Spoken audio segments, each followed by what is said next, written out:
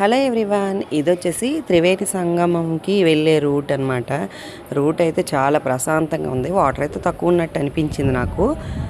అదే కనిపిస్తుంది కదా, అదే త్రివేణి సంగమం అన్నమాట. అక్కడికి బోట్లో వెళ్ళి అక్కడ స్నానం చేయాలంట.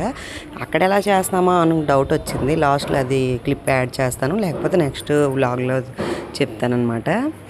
ఇక్కడ వచ్చేసి డబ్బుతోనే పని అండి. డబ్బు లేకపోతే దేనికి పనికిరావు అనమాట. ప్రతి దానికి 100, 1000, 50, 10 అయితే అసలు ఉండవు అనమాట.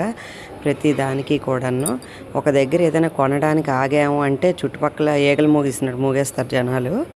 కొంచెం చూసుకొని జాగ్రత్తగా మెయింటెనెన్స్ అవ్వండి. ఫుడ్ అయితే అస్సలేం బాగోదు. కాకపోతే ఇక్కడున్న వాళ్ళకి ఆ ఫుడ్ అలవాటు. మనకైతే ఆంధ్ర సైడ్ వాళ్ళకైతే అసలు ఈ ఫుడ్ అయితే తినలేమన్నమాట. అలా వెహికల్లో సాంగ్స్ వింటూ శివయ్యస్ మనలో వెళ్ళిపోయాము.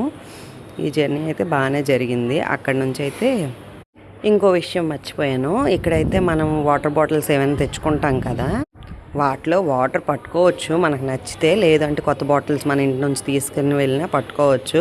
ఇక్కడ మాకైతే బోట్ అతనైతే ఏమీ అడ్డు పెట్టలేదు.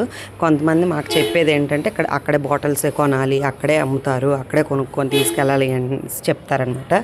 అది ఎవరిష్టం వాళ్ళదే. మేము చాలా వరకు అక్కడ కొన్నాము.